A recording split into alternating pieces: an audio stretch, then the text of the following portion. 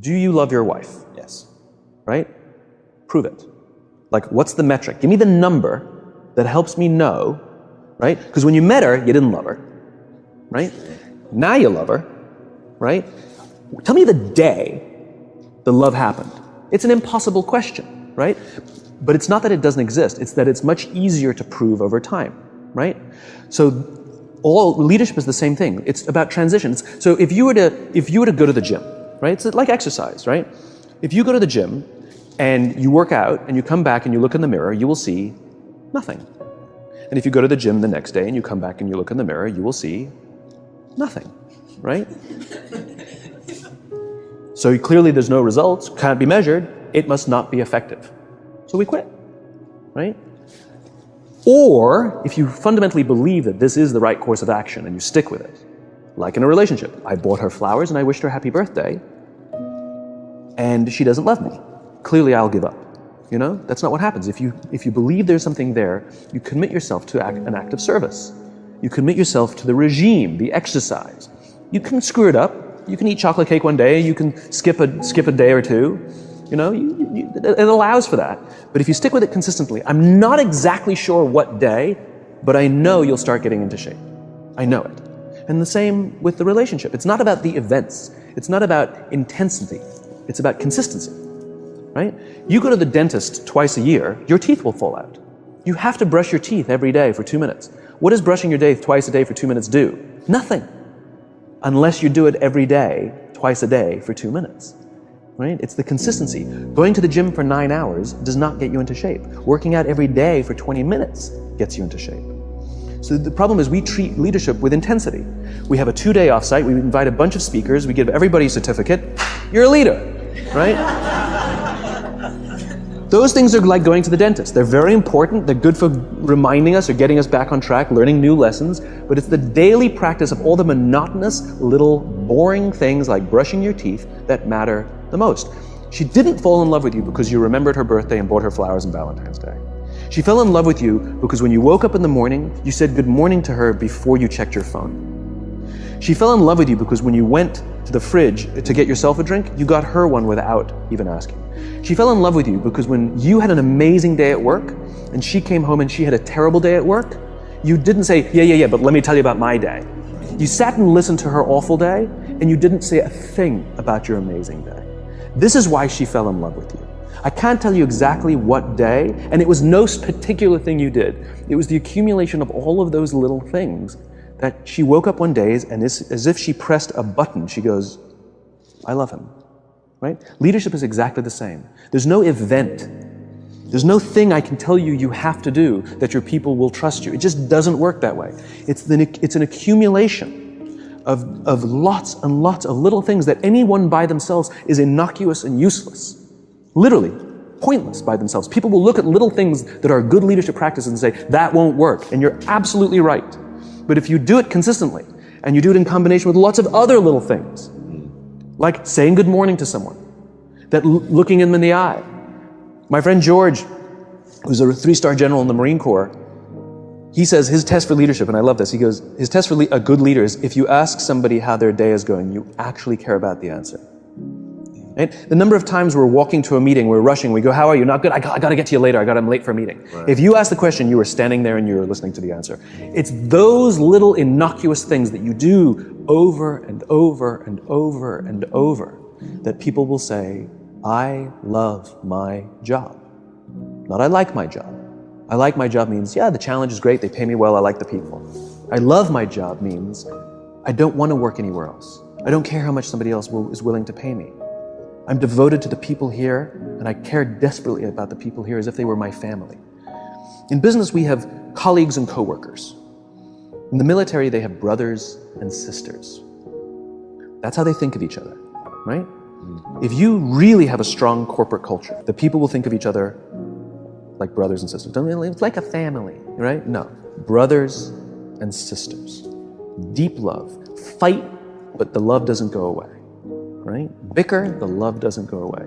And I'll fight with my sister, but if you threaten my sister, you're gonna have to deal with me. Right? We'll fight internally, we'll bicker with each other, but nobody's gonna hurt each other, and if anything from the outside shows up, you're looking at a unified front. Brothers and sisters. Now, how do you create brothers and sisters out of strangers? Common beliefs, common values, parents, in other words, executives who care about their children's success, who care to raise their children, teach them skills, discipline them when necessary, help them build their self-confidence so that they can go on and achieve something more than you could have ever imagined achieving for yourself. That's leadership, an absolute love and devotion for the people who've committed their lives to this enterprise. That's such a brilliant reframe. It's so simple and so beautiful and unbelievably hard work. It is and it isn't. Here's why it is. You said it, it's hard to measure, right? It's hard for me to show It's hard to measure in the short term. It's very easy to measure in the long term. Over the long term, the traditional metrics will go up. All your revenues, profits, market share, the traditional metrics will go up, and more importantly, they'll go up more stably, right? You will be able to weather hard times better because the people will come together, they won't abandon ship, right? Over the long term, the traditional metrics are just fine. But also over the long term, your churn will go down, right? You won't be going through employees as much, right? Over the long term, you'll find that loyalty is much higher, that people will turn down better paying jobs, right? Over the long term, all the traditional metrics are just fine, and then some. It's only the short term that it's hard to measure. I was staying at the Four Seasons in Las Vegas, which is a wonderful hotel. And the service there is really great. The reason it's such a great hotel is because of the people who work there. And I had an experience with a young man by the name of Noah. And Noah's a barista in the coffee shop that they have just there in the lobby. And I was buying a cup of coffee, and Noah was charming and funny and engaging. And I think I gave 100% tip. I think my $5 coffee, I think I gave a $5 tip. I mean, this guy was great. I loved talking to him. He was a joy. And I asked him, do you like your job? He said to me, I love my job, without skipping a beat. Wow. And I asked, what is it that the Four Seasons is doing that you love your job so much? He says, without skipping a beat, he says, throughout the day, managers will walk past and ask how I'm doing and if there's anything that I need. He said, not just my manager, any manager. Wow. He says, I feel supported here. He says, quote, I can be myself, right? Then, it's magic. And then he says to me, I also work at Caesar's Palace. And there, the managers go around to make sure that we're doing everything right and catch us if we do something wrong. He says, when I go to work at Caesar's Palace, I keep my head just under the radar because I don't want to get in trouble. He says, I just want to get through the day and make a paycheck.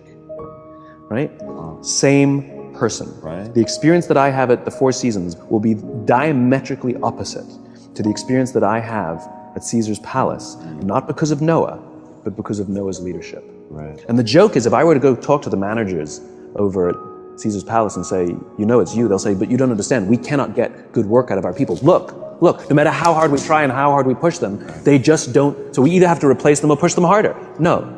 We respond to the environments we're in. Get the environment right, you get the right behavior. Get the environment wrong, you get the wrong behavior. If that is what is happening, it is because of leadership, not because of the people. Yeah, there was a really famous cartoon back in the 80s, the beatings will continue until the morale improves. Yeah. I always thought that was hilarious because it's so terrifyingly accurate. And astonishingly, look, I'm embarrassed that I have a career. I talk about things like trust and cooperation. Why is there demand for my work, But the fact that there is, I'll take it as an opportunity. Yeah. But what's really sort of abominable is that this is not a new idea. Like, there are books galore and speeches galore and articles galore about what leadership is. And we all kind of say the same thing from a different angle, so you can pick your flavor, whichever message resonates most with you, and yet people don't do it. What's the hang-up? And so I get this question a lot, which is, what are the most important characteristics about being a leader? Vision, charisma, I know some spectacular leaders who don't have big Steve Jobsian visions. They're just not visionary, And I know some spectacular leaders who really don't have a lot of charisma. They kind of just shuffle around, and you're like, that's the guy, that's the guy, right? And they're spectacular, and people will give blood, sweat, and tears for these people. The one thing I am comfortable saying that all effective leaders must have is courage. because it is hard. It is hard to stand up against outside pressure. It is hard to stand up to an external constituency who's pushing you to do something for their short-term gain, to do the right thing for your people. It is hard. It is thankless. It is lonely. It's sometimes you get fired. Sometimes you get in trouble. Sometimes you'll lose your job and the next guy will get all the credit. It's all true. And the courage to do the right thing in the face of overwhelming pressure, only the best leaders have that courage. Only the best leaders. And here's the folly. Courage is not some deep internal fortitude. You don't dig down deep and find the courage, right? It just doesn't exist. Courage is external. Our courage comes from the support we feel from others. In other words, when you feel that someone has your back, when you know that the day that you admit you can't do it, someone will be there and say, I got you. You can do this. That's what gives you the courage to do the difficult thing. It's not going off to an ashram by yourself somewhere for 4 weeks and coming back and finding the courage. It's not what happens. It's the relationships that we foster. It's the people around us who love us and care about us and believe in us. And when we have those relationships, we will find the courage to do the right thing. And when you act with courage, that in turn will inspire those in your organization to also act with courage. In other words, it's still an external thing. That's what inspiration is, right? I'm inspired to follow your example. But those relationships that we foster over the course of a lifetime will not only make us into the leaders we need to be and hope we can be, but they'll often save your life. They'll save you from depression, they'll save you from giving up, they'll save you from any matter of negative feelings about your own capabilities, your own future. When someone just says, I love you, and I will follow you no matter what. So I want to talk about that for a second. Why do you think that something so innate, so deeply ingrained in us as love is so, like just yesterday, I can't believe this is true, this is actually true, I'm not making this up. Just yesterday, this will mean something to you guys, I looked Ron Penna in his eyes and I said, I love you. And I said it like 100%, is my business partner. I said it 100% sincerely. It was just one of those moments where you wanna connect and remember. But that's so weird. Like, I don't do that often.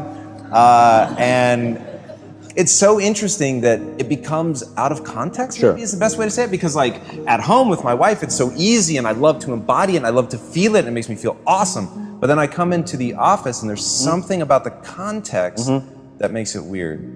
Yes, two perspectives. One is, this is what vulnerability is, right? Being vulnerable doesn't mean crying. Being vulnerable means willing to admit you made a mistake.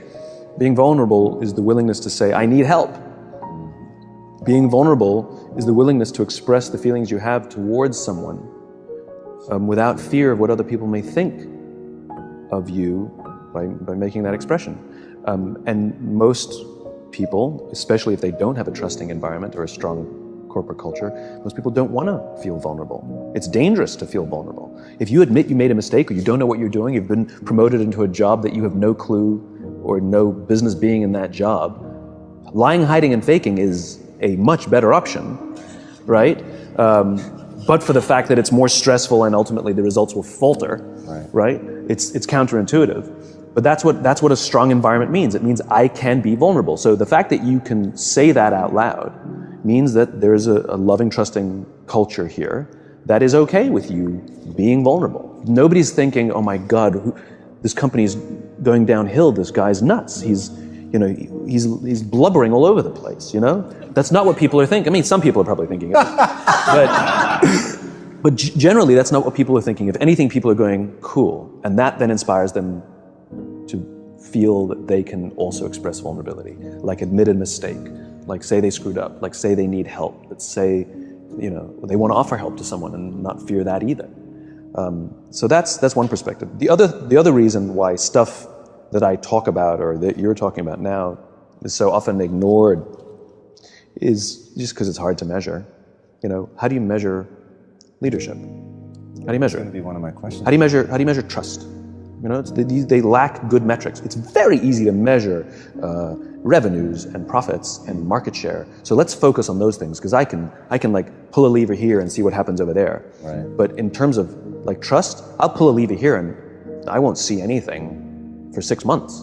So it's not that I don't know that it exists. Everybody talks about the importance of culture, yet nobody seems to be focused on building it. I've never met a CEO in my life who doesn't think people are important, and yet every day they're making decisions that prioritize a number over a person, that literally don't care about people. They make decisions that literally brush people aside, because it's hard to measure in an ultra speedy,